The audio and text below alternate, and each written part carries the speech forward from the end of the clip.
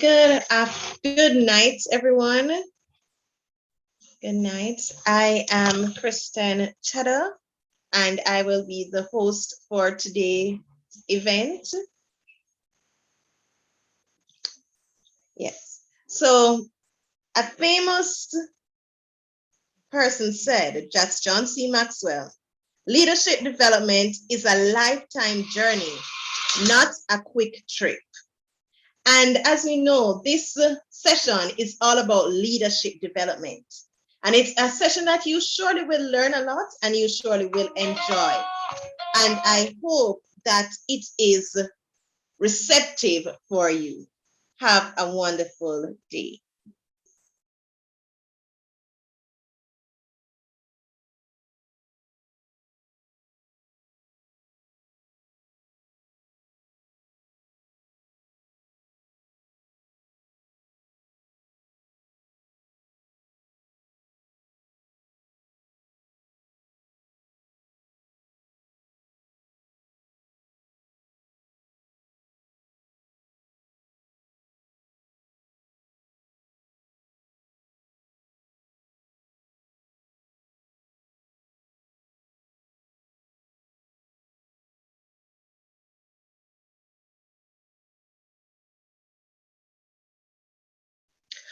Our guest speaker for today,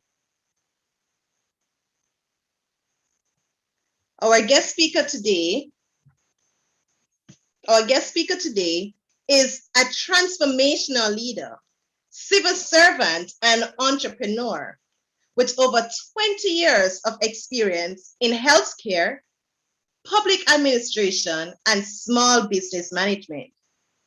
He wears many hats, juggling public and private sector roles that span business advisory, management consulting, psychology, tech, and higher education. Mark Odeen currently serves as a modernization specialist in the Office of the Cabinet, where he leads the government's transformation and change management strategy. He is the founder of Visio Group International and Visio HQ in Jamaica, a hybrid consulting agency in the leadership and organizational development space.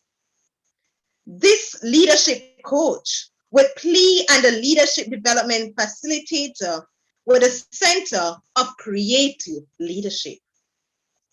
Mr. Mark Odeen Grant holds an honors degree in psychology and an MSc in human resource development from the University of the West Indies, Mona. He went on to study counseling psychology at International University of the Caribbean and later earned a doctorate in transformational leadership from Bach Graduate University, Dallas, Texas.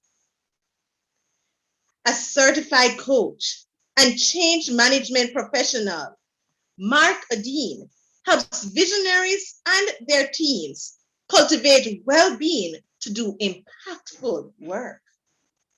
His work-life mantra is work, well-being, well done.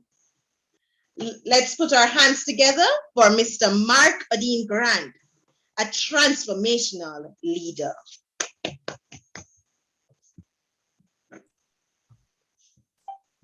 Hello, everybody. Good evening. Thank you for that introduction, Kristen. Can you all hear me clearly? If you could confirm, you could drop something in the chat. Awesome. I see one response in the chat. Awesome. So good evening. Thank you for the invitation and the opportunity to share with you this evening. Just a brief talk about leadership development. I'm going to be sharing my screen with you in a moment and we dive right in. But before we get to it, I want you to tell me, as you come to the session, what is your intention or what do you expect to take away this evening? You can drop it in the chat, or if you want to make a quick sound on the mic, you can go ahead and do that. Just want to check the temperature in terms of your expectations.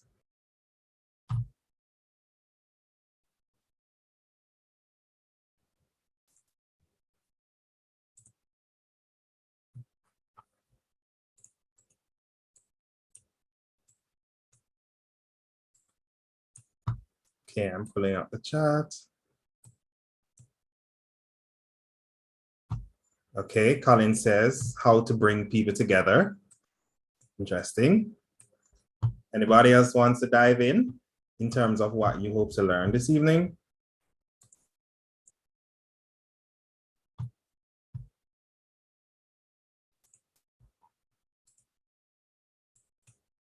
All right, I'll give it just a couple more seconds to hear. All right, Celine says how to be comfortable leading. Okay, great, that's interesting. Asta says, I'm interested to see how it will unfold. Okay, so you're coming with an open mind. Awesome. All right, are you able to see my screen just to confirm?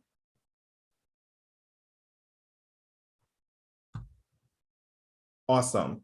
All right, so I like to start by asking the question, another question for you. What is leadership? When you think about leadership, what comes to mind? How would you define leadership?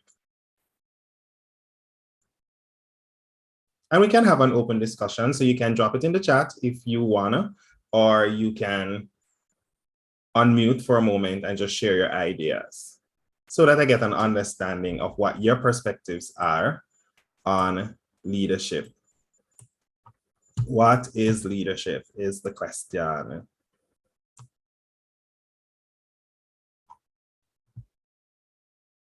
And it's not a quiz, so you don't have to worry. There are no right or wrong answers just yet. Just your perspective at the moment until we can come to some agreement based on what we share with each other this evening. What is leadership?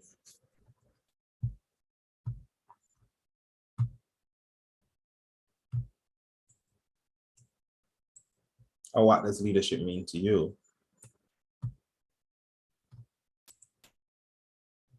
All right. Asta says the ability to guide people to achieve a collective objective. That's a brilliant response, actually. Being confident and open in directing and delegating.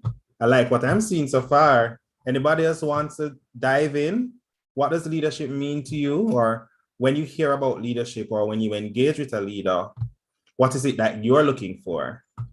It's probably a nice way to put it as well. Carisha says the ability to motivate, guide a team through successful and challenging times. Wow, that one is powerful. And Martina says being responsible for the output of others. So that could be your team members. Nice, nice. I want to hear one more before I jump in, okay? Amoya Lee says, I think it has to do with how a person can direct a group of people to better people, achieve goals, be responsible, and get the work done. Comprehensive. Anika says the ability to make decisions and taking on responsibilities.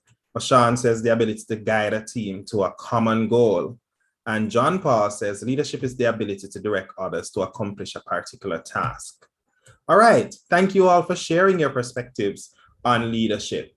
But one of the things that you will notice is that each person gives a different definition or a different conceptualization of what leadership might be. And if you even go to the textbooks, you will hear different perspectives of what leadership is about or what it means. And so there isn't a generally accepted definition of leadership, but there are some key things that we look for when we talk about leadership. So before we get into the whole leadership development conversation, let's talk about some definitions of leadership. And I'm just going to share some of the quotes that I like when it comes to leadership. So this is the first one. Leadership is that process in which one person sets the purpose or direction for one or more other persons and gets them to move along together with him or her and with each other in that direction, competently and with full commitment. A lot of words right there.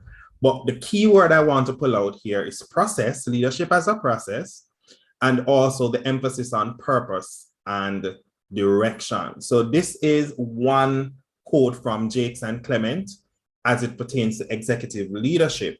And so their definition thinks about one person bringing people along a journey.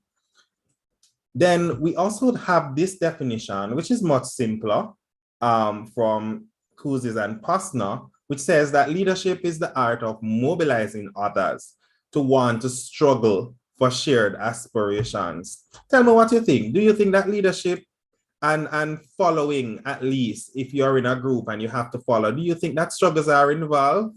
You can put yes in the chat or nah if you don't think so. When you think about leadership and teamwork and following and those things, struggles, Colin says yes, and sometimes. Anybody ever experienced struggle as a leader or having to follow a certain leader?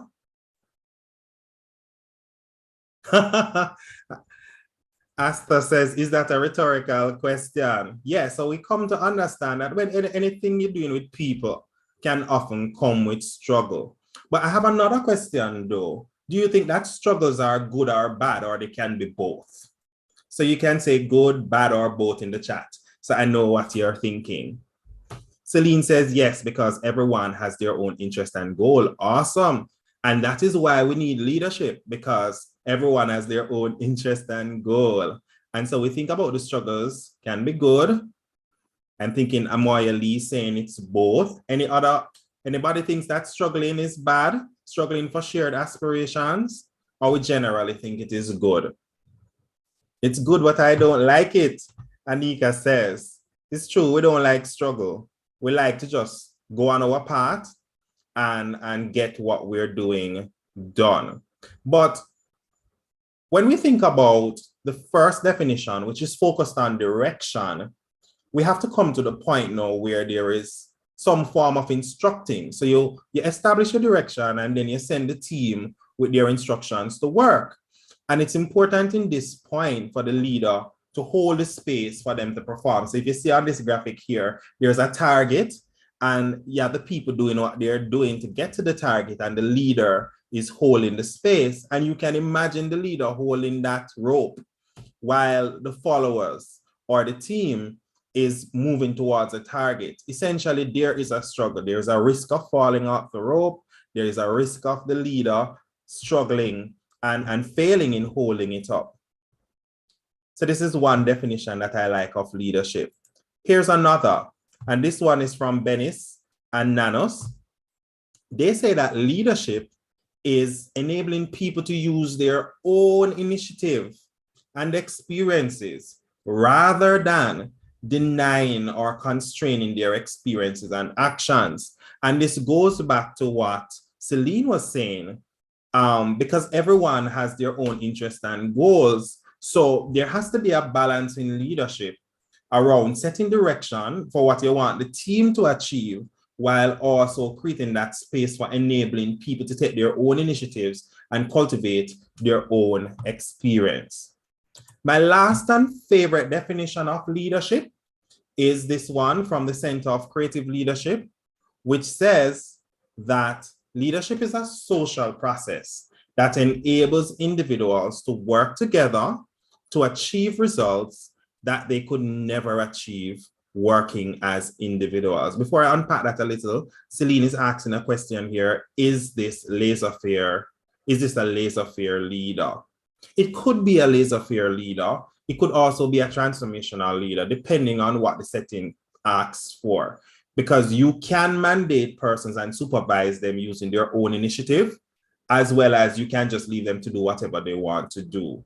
And so depending on what the situation calls for, it may be different. Yes, I know you're talking about this one in terms of enabling people to use their own initiative. So typically a laissez-faire leader would just leave the team to figure things out and do things on their own without that extensive supervision or involvement. Transformational leaders are typically focused on the people and not so much on the task, because there's the assertion that if you build the people, they will get the task done. And there are pros and cons to that. I deliberately left out leadership styles tonight because I want to get to a specific approach to leadership that I think will be beneficial, particularly for students. So back to this definition that looks at leadership as a social process. Because typically when we think about leadership, we're thinking about a position, or we're thinking about a title, or we're thinking about somebody who is in charge, or a team of persons who are in charge. And we often forget that leadership is not functional if there is no team. And so leadership really, if we look at it from a behavioral science perspective, is around how you can influence people to work together to achieve results. And whether this is the result that the organization wants or you want, and you get some people to do it for you, or it's what the team wants. So let's say I wanted to do a photo shoot. I could co-opt my friends to help me get that done. Or let's say the organization wants to make $1 million this year. That would be the organization's result. Obviously, the team would benefit in some way. And so the idea here is, how do you navigate those social interactions so that people are influenced to work together to achieve that result? Because you alone couldn't achieve it, or somebody on the team by themselves could not achieve it. Now, from an organizational perspective, this is a model that I like, that looks at leadership. Because we often think about leadership, as I said earlier, in terms of the hierarchy and the titles and the positions and the roles, but we forget about the why. And so it's equally critical to assess what difference your leadership makes. And so what I want to talk with us today is about leadership impact. And so in order for you to be an effective leader, you must start by determining what is your ideal impact, what it is that you want to achieve, or what difference do you want to make in applying yourself, whether as a student leader, whether as a leader in a company, whether as a leader in a community group. You must start with figuring out what impact you would like to make. And once you've identified that, then you can choose a sort of leadership strategies that will help you to impact on others, one, and then by extension, determine how effective your leadership is based on the feedback that you are getting from others. So this is the twist now. One of my favorite quotes from Kouzes and Posner again is that wanting to lead and believing you can lead are the departure points on the path of leadership. So you have to want to do it, and you have to believe that you can do it. We don't just get up and lead. But they say that leadership is an art, a performing art actually. So the creative people would be able to relate to the struggles around performance. And the instrument in this performing art is yourself. And so in order to master leadership, you must master yourself. And so ultimately, leadership development is a process of self-development. And so this is the point that I want you to take home this evening. Before we look out in terms of leading the group, or leading the business, or leading the company, or leading the organization, we must figure out, how do we master self? How do we develop ourselves to lead? How do we make sure that we are ready to lead? So we can think about it tonight as leadership readiness, so to speak. So let me ask another question, and I want everybody to tell me in the chat. We're going to rate ourselves from 1 to 10. 1 means not ready, and 10 means very ready. How would you rate your leadership readiness? Are you ready to lead? How you rate yourself on that? Let me see what responses I'll get. I'm getting an 8, 8, 8, 7, 6, 6, 8. All right, it seems like the 8s have it. I'm seeing a 9, awesome. Seeing a 7.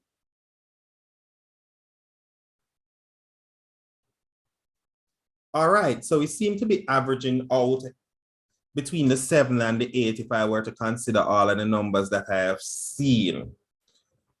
I'm seeing a 5. Wow, so you're right in the middle.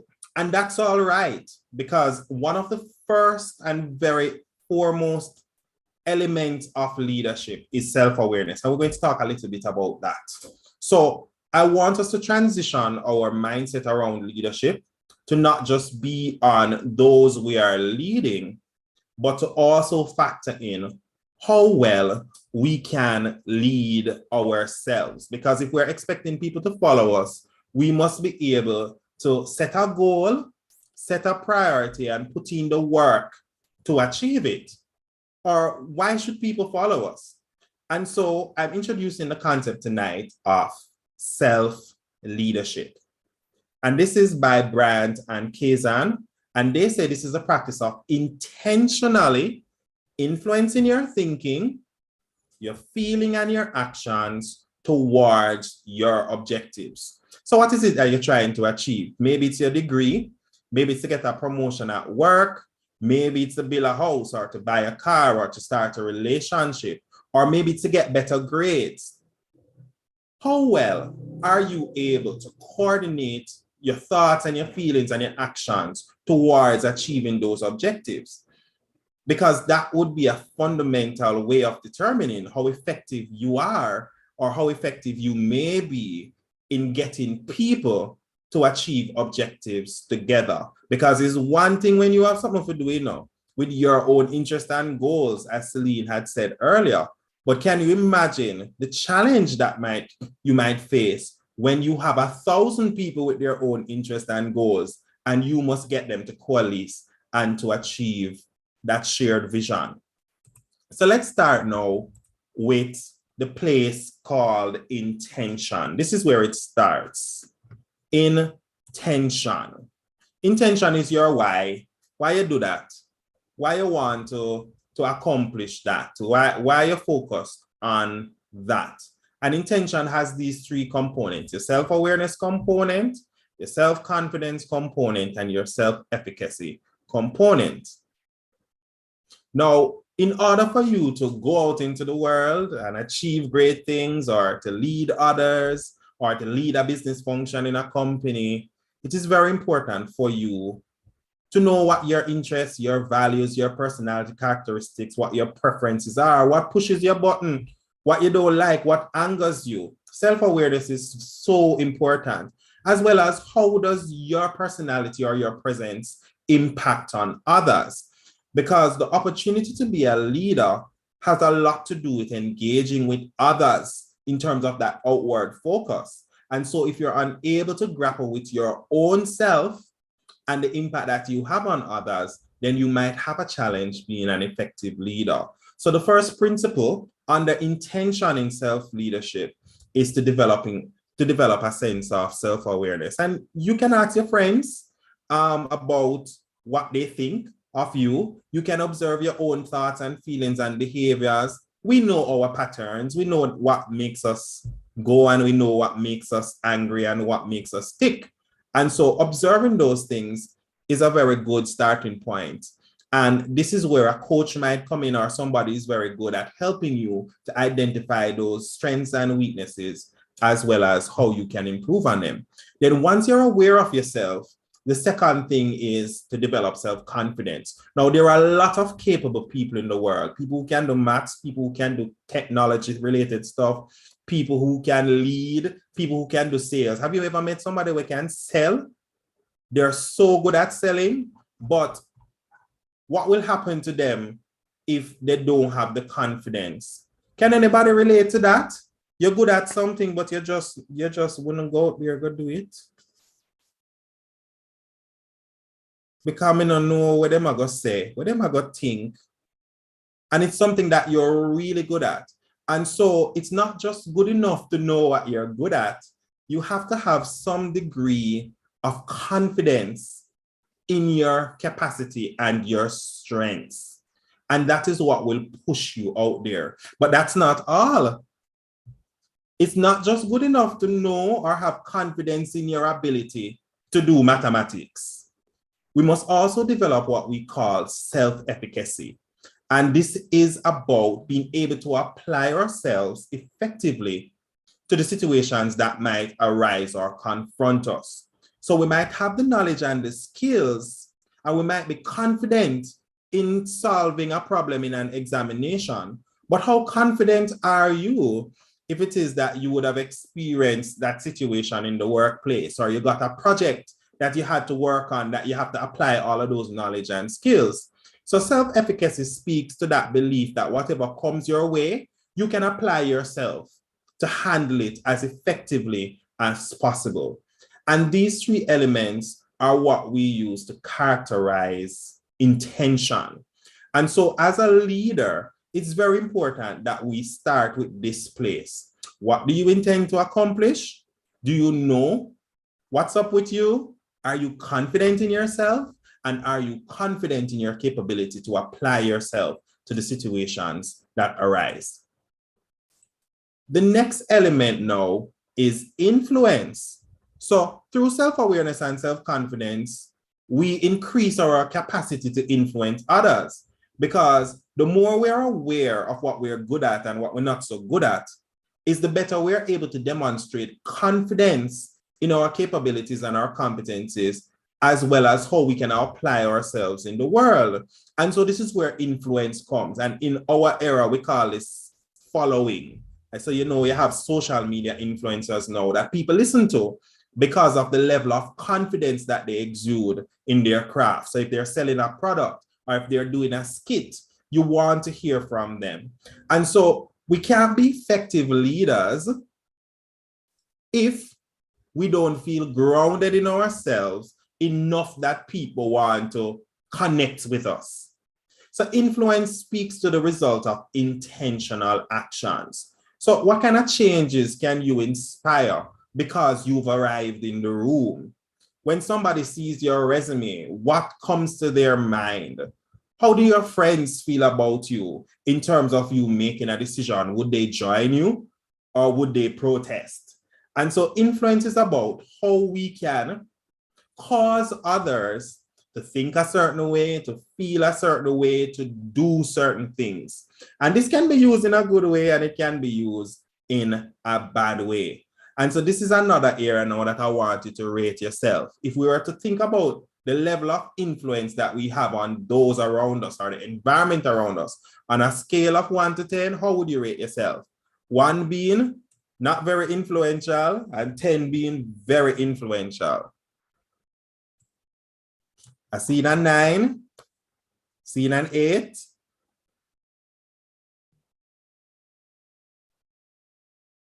6.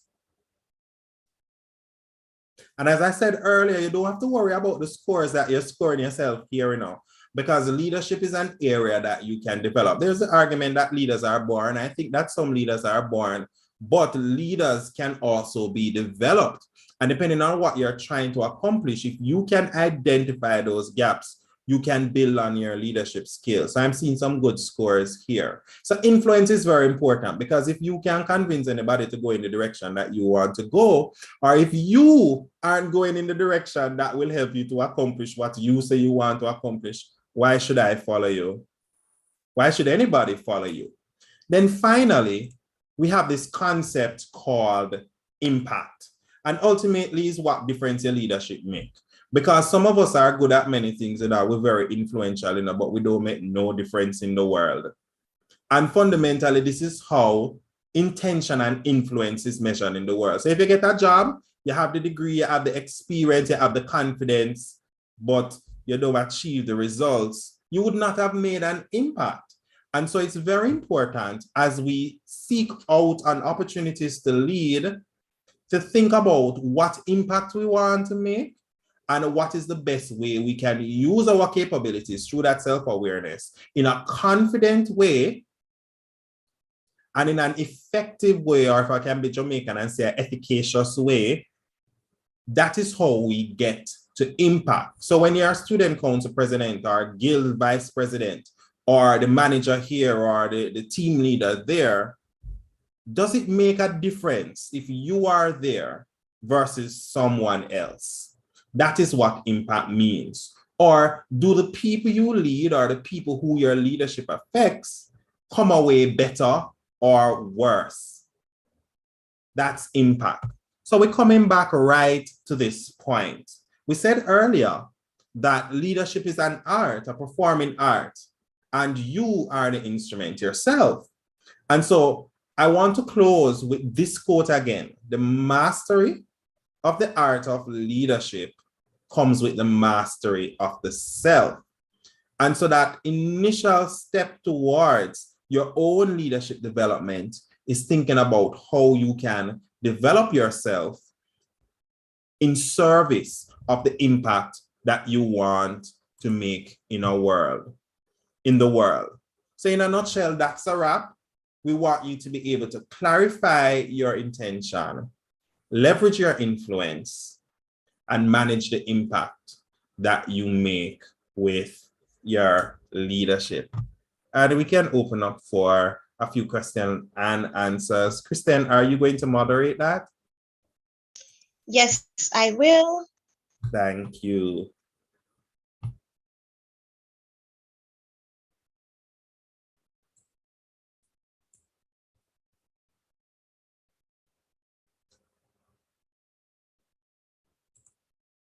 All right. So let me close the presentation and we can do the Q&As.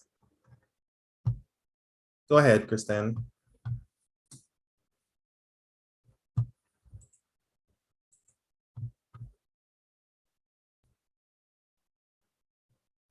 All right, so I'm seeing that Celine is saying that it was a very impactful and concise presentation. Amoya Lee is also agreeing. If you do wish to ask Mr. Grant any questions, please still raise your hand so that I can acknowledge you and allow you to be able to ask the question orally to him.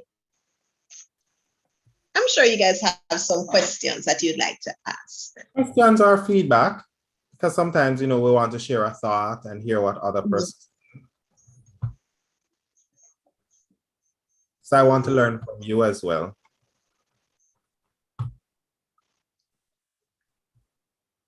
Thanks for your comments, Celine and Amoya Lee.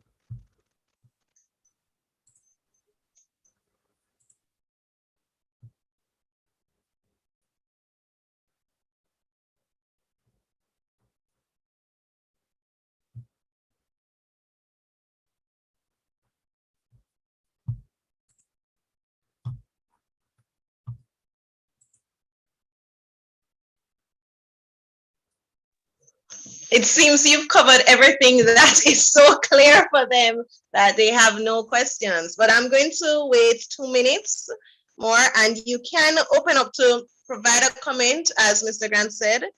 Just feel free to share. There's a comment from Celine Johnson. To be honest, there's not much to ask because, as I said, everything was very straightforward and a lot of meaning in the short time. That is so true. Okay, thank you, Celine.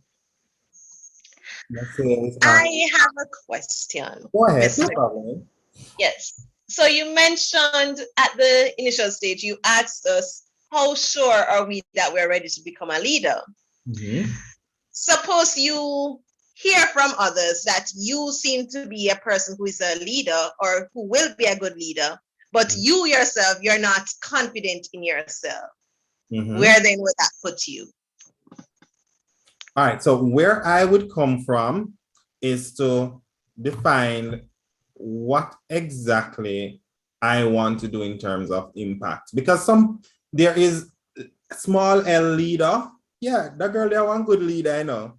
And there is big L leader in terms of you're called upon to lead now in a specific capacity. And so you have the personality for a leader, but are you effective if you are put in a role to perform as a leader? Those are two different things.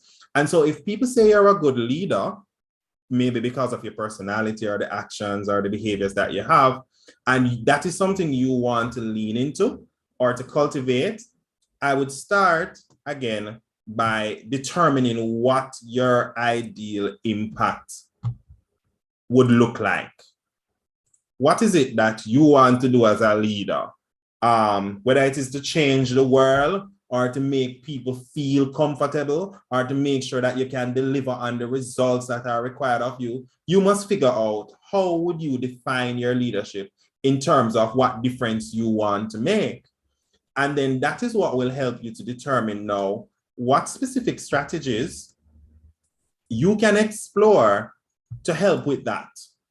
So there is fluent leadership, as I said, you're just a good leader, but there is specific leadership in terms of how do you apply yourself to this situation where you're called upon to lead or expected to lead, and that now will determine your departure point in terms of figuring out specifically what do I need to do to develop myself or to lead effectively.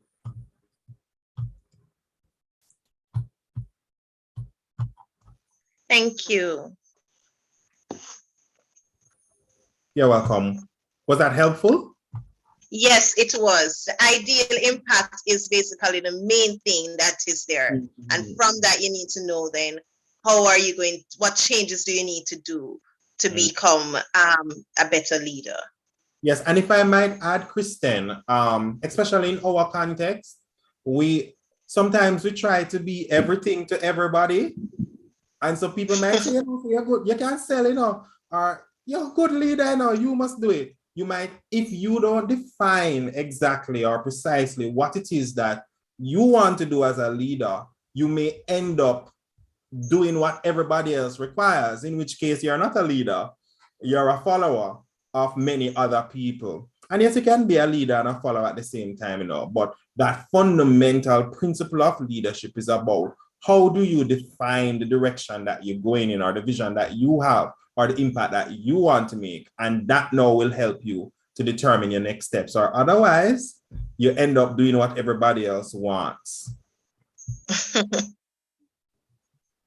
Which happened recently in our Jamaican scenario with the COVID. All right. Shane Morrison is saying, this session allows me to reflect more on myself as I thrive to become a leader. Deandra said, my problem is I care too much about what others will think. Yep, I know that feeling. Yes. Celine says, Celine has a question. How do you become comfortable in stepping in that power of being a leader? Being comfortable with showing that side of you to the collective? That's a very good question. Very powerful question. But let me start with O'Shane's statement, because that is going to be very helpful in terms of reflecting. Leaders reflect. That is a very good indicator of somebody who is capable of leading. You don't just act and forget, but you're constantly reflecting on how well am I doing? What did I miss? What did I do well? What impact I'm having on others? And so reflection is an awesome thing if you indeed intend to thrive as a leader. In terms of what Deandra is saying, she cares too much about what others will think. I would say to that, and I like to say to my clients, come up with a compelling vision for yourself. What do you think? What do you believe? What do you feel confident about? And if you lean into that, you will realize most other things happening in your environment just become noise that you filter out. And so often we become preoccupied with what other people think because we haven't developed that deep sense of security in what we think. What do you think about yourself? And often we can't answer that question because we haven't spent the time to figure out, what am I good at? And what would I do for the rest of my life? Or what would I do the whole day? Or where do I need to improve? So once you have that very strong sense of confidence in your own thinking about yourself, then you're able to navigate better what other people think. Celine, boy, that question is deep. How do you become comfortable in stepping in that power of being a leader? A word comes to my mind. You ever hear them talk about a comfort zone? A comfort zone. Comfort is for rest and relaxation. It doesn't help you to grow. You have to actually exert some energy. But often we are afraid to step out of our comfort zone because we think it's a final exit. But challenging yourself to come out of your comfort zone actually expands that comfort zone. And so the more you try something new, the more you practice this or that, is the more comfortable you will become with doing this or that. So you might start out influencing a friend and then influencing a group, or you might start out joining a student organization and all of a sudden you're being nominated for president for Key Club or Rotary Club, for argument's sake. And so it's that courage to step out of the comfort zone, not because you're leaving it, but because you want to be comfortable with more things. And it's only in stepping out that you're going to be able to expand it, because the more comfortable you are with more things is the more capable you will become to apply yourself more meaningfully in the world, as well as to deal with new things which are inevitable. So it's better you choose to step out of your comfort zone to be a better leader than a leadership situation comes upon you and you don't know what to do. And so while you have that opportunity, I'd encourage you to do that. The second part about being comfortable with showing the personal side of yourself with the collective is very important. And I just want to say two things about that. One, you have to know your tribe. Now, everybody is meant to lead everybody. You have in groups and out groups, places where we belong, places where we probably don't belong.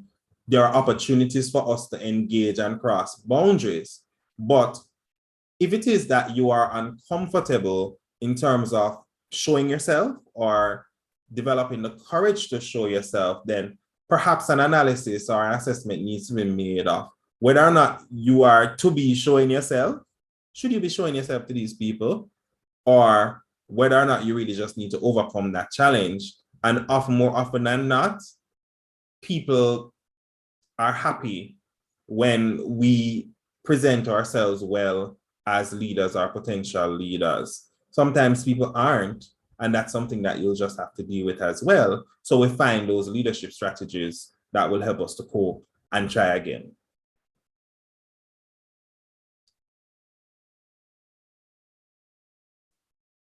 A very powerful answer for a very powerful question, for very powerful questions. Ashley said, "Good night, Mr. Grant. I just caught the tail of the presentation. However, I would like to hear about your experience with arranging and maintaining an effective team that bolsters your purpose. Also, how does one strike a balance between taking the lead and delegation?" Wow. Wow. All right. Let's start at the bottom. I don't think you need to strike a balance between taking the lead and delegation, because delegating is leading. Leaders who take charge of everything are perhaps insecure in their leadership, or they're not able to effectively get the team to cooperate with what it is that they want to accomplish.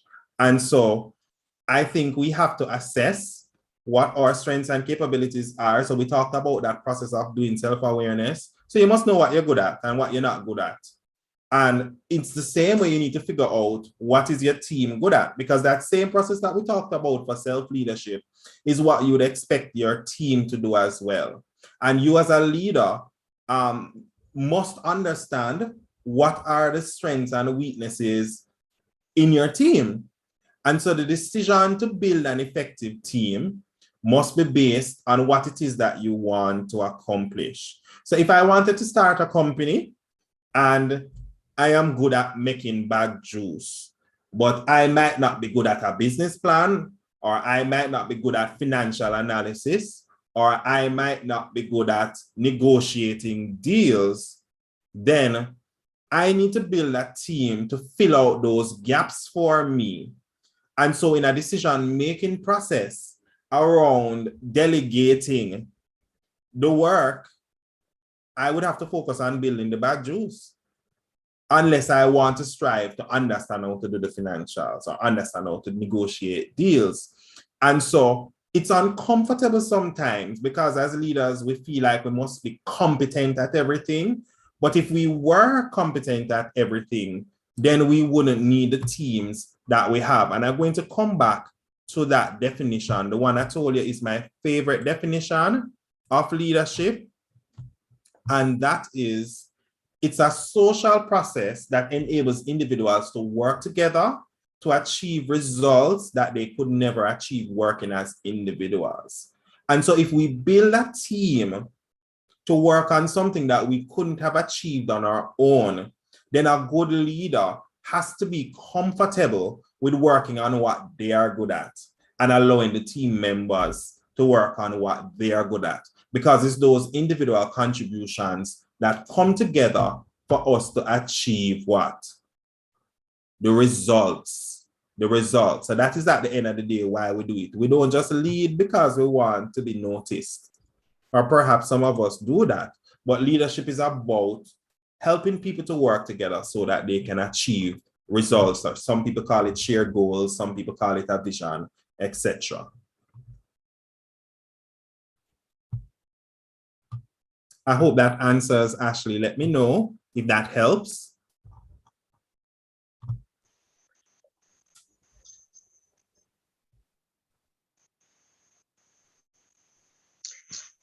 Okay. Celine is saying, okay, thank you. I appreciate your answer. Showing that side of me has been hungry to show itself for a while. And I guess I wanted to understand how you would incorporate that change around the people in your inner circle. Because I feel more nervous to show that side around those people because they already have one idea of me already. So thank you. And she is also requesting contact information if possible. Ashley mentioned that you did indeed answer her question very much. Okay, great. Thank you. Thank you for that. So I'll share my email in the chat. You have another question. What tips can you give to marginalized voices to begin their leadership journey? Marginalized voices. Wow. You have time for a lecture? That one is a huge question.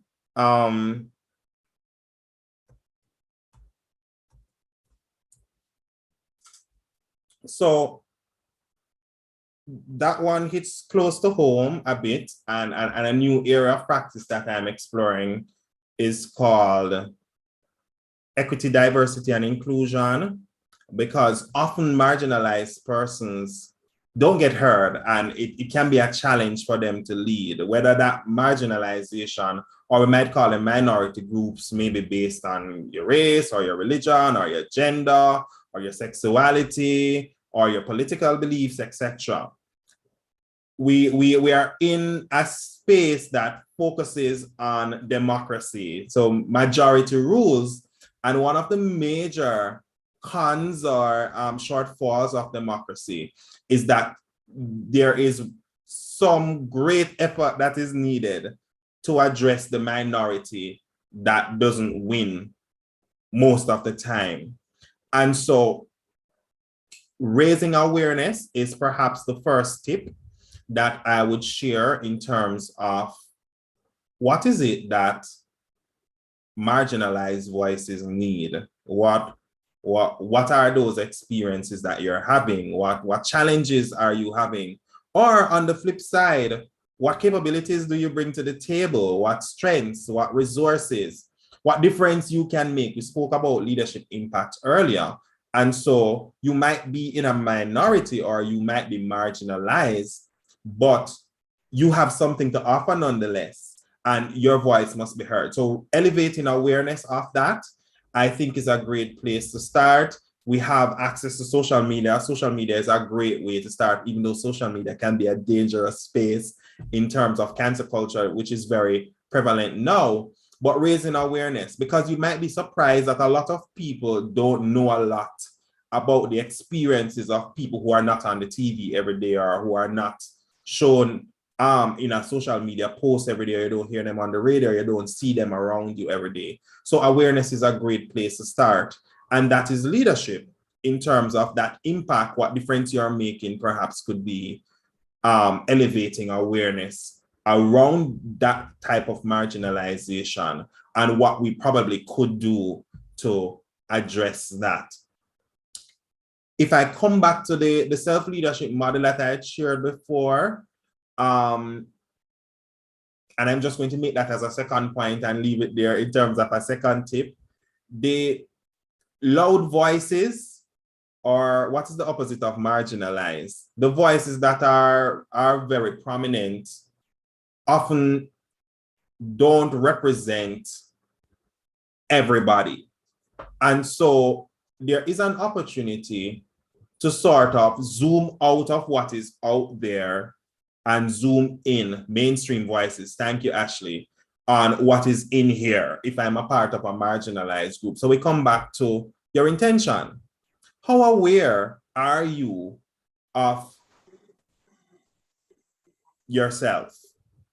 Not what everybody else is saying or the mainstream voices, but how aware are you of your strengths, your challenges, your opportunities, what you bring to the space? And how confident are you to apply that in terms of solving a problem in the world or addressing it?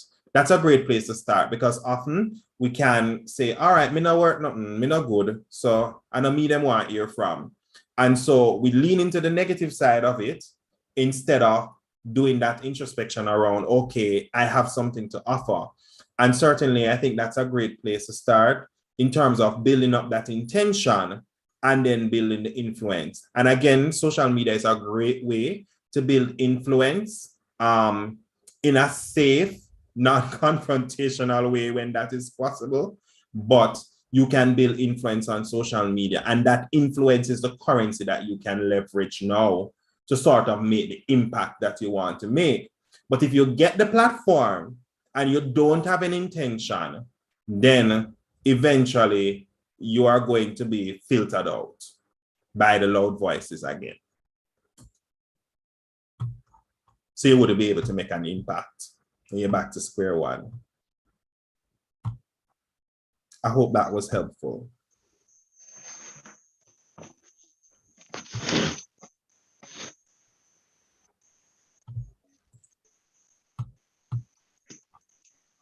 All right. I do believe that was helpful. Nasser saying yes, it was, and they're saying very helpful. Okay. Awesome. Good. All right. Are there any more questions or comments for Mr. Grant?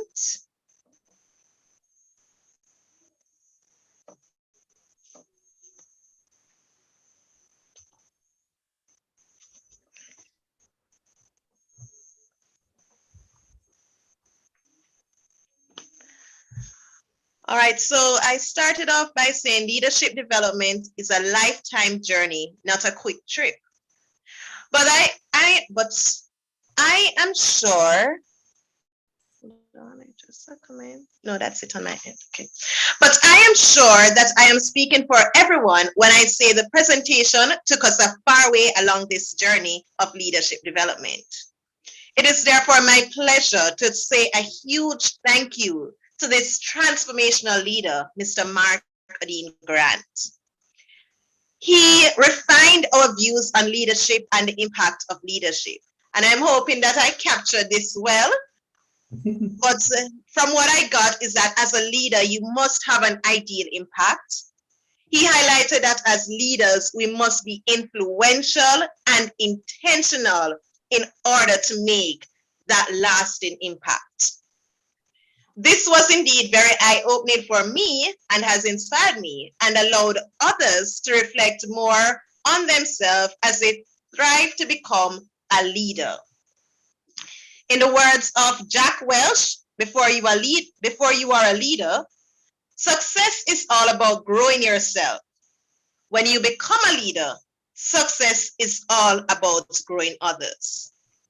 I would also like to thank the UA Mona Commuting Students Office for putting together this inspirational event. Last but not least, thanks to you, the students, our audience, who attended and engaged very well with Mr. Grant. Without you, we would just be talking to ourselves. But you made this a huge success.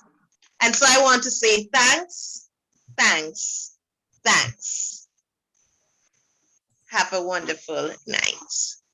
Awesome. Blessings, everybody, and remember to keep safe. Thank you. Same to you.